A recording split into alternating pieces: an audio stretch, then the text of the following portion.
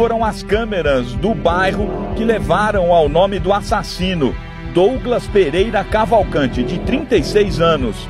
Ele foi filmado voltando para casa a pé, calmamente, depois do assassinato. Sem saber ainda o motivo do crime, policiais do Departamento de Homicídios foram até a casa do criminoso nesta quinta-feira para cumprir um mandado de prisão contra ele.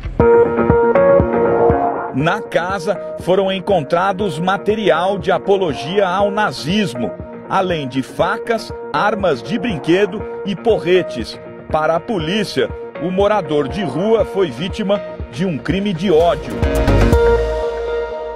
A gente acredita que devido a apologia que ele fazia ao nazismo, o rapaz ali ser morador de rua, ser negro, seja a causa, a motivação do homicídio.